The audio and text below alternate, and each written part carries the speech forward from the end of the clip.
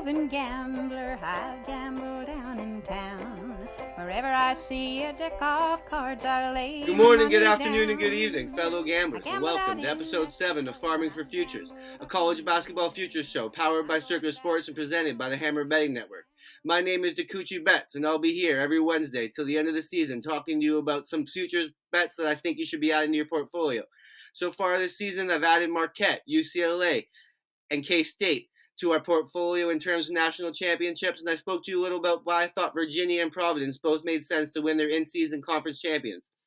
But today we're going to be going down the board a little bit. We're going to be looking at a long shot, so to speak, and I honestly think it makes a lot of sense come this time of the season. The betting board is kind of very much open, not necessarily a destined number one team right now, so I'm going to be adding them to the portfolio a little bit later. But before I do, I want to talk to you about why Circa Sports is the best place to bet like the pros do.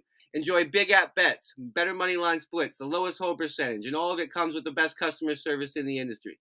Sports betting has truly never been easier. So head over to circasports.com, download the app today, and start betting like the pros do from the palm of your hands from anywhere in Nevada. So like I talked about off the opening here, I'm going to be going down the board a little bit and giving you a long shot that I actually think provides a fair bit of value where they're priced at right now. First of all, if you can get 125 team to 1 with the 31st best offensive efficiency, a 27th best offensive efficiency, good coaching and great guard play, I say I'm going to take it every time, and that's exactly what you get with the San Diego State Aztecs. Matt Bradley, lead guard, is a certified bucket getter. He's a senior. He's the type of guy that can carry a team past the Sweet 16 all by himself if he gets that stroke going. Beyond him, though, they have a great coach in Brian Dutcher. I think he's one of the better defensive game planners in all of the country, and that's key for the kind of a one-game elimination tournament like we see in March Madness. And even more so, their point guard, Lamont Butler, he doesn't turn the ball over ever. He gets this team to do good sets. And coming into the season, there were some concerns about whether or not this offense would be able to score enough, and that's actually been the defense that's kind of had a couple hiccups. They're shaping him to shape right now. It's not outside the possibility we see both of these numbers in terms of adjusted efficiency improve down the course of the season. They kind of have a weak schedule in the Mountain West. And speaking of the Mountain West, one of the concerns usually for one of these mid-major teams is how are they going to do against bigger competition? Well, that's not a concern with the Aztecs. According to Hazel Metrics, they have a top 10 most difficult scheduling wise. They've played some tough teams in the non-con. The Mountain West is quietly one of the better conferences in the nation this year, so that's not necessarily the concern that you usually see from me. And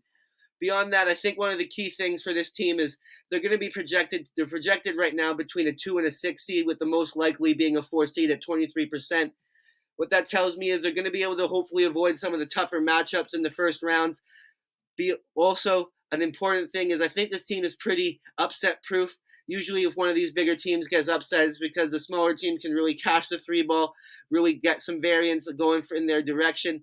Luckily for San Diego State, they're a top 10 team in terms of open three rate allowed on defense. They don't let you shoot the three ball all that well. They do have some concerns on the inside. They don't really have the depth of the bigs that you would like to see, but honestly, the college basketball has kind of not been the type of season that I thought it would be, where the bigs reign supreme. It's been a guard-heavy season. Most of the better teams, if you look at how Kentucky's Oscar Ishibwe has struggled with the pick and roll, many of these coaches have kind of figured out the big men are a little bit of a liability on the defensive side. And one thing to keep in mind, this is a deep team. They run 9 guys who play more than 19 minutes, so foul trouble, not necessarily something that's going to be a big hindrance for them. And lastly, I think the most important thing sometimes is foul shot shooting. Refereeing at the end of the game can always be a little bit concerning, and this team knocks down their foul shots at a 75% clip. So San Diego State at 125 to 1 right now seems like a great deal. I would probably price them around 80 to 1, so if you can get them anywhere from 100 to 1 or higher, I would take that. I think they're definitely a great add to the portfolio this time of the season. The Mountain West Conference tournament's coming up. I like their chances in that to maybe improve their seed a little bit more. If they can get up to a 2 or 3 seed, this number will be shrinking aggressively come the tournament. So shake it up now. San Diego State Aztecs, 125 to 1. Let's go for a long shot, baby. So that's all I've got for you guys today. Thanks so much for tuning in. I think that the Aztecs, like I said, at 125 to 1, really 100 to 1, anything better than that number make a lot of sense to add to your portfolio. And if you're looking for more college basketball content, looking to get on the sharp side of some action, definitely check out the Hit the Books YouTube channel. It's not just me here giving out my plays every Wednesday.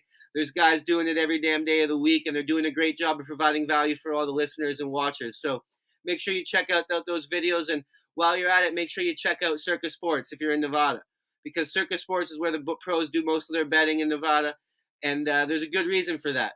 You can enjoy big at bets, the better money line splits, the lowest hold percentage in the industry, and all of it comes with the best customer service in the industry. Sports betting has really never been easier. So head over to circasports.com, download the app today, and start betting like the pros do from anywhere in Nevada. I am a roving gambler, I've gambled down in town. Wherever I see a deck of cards, I lay my money down. I gambled out in Mexico and I've gambled up in Maine. I'm going back to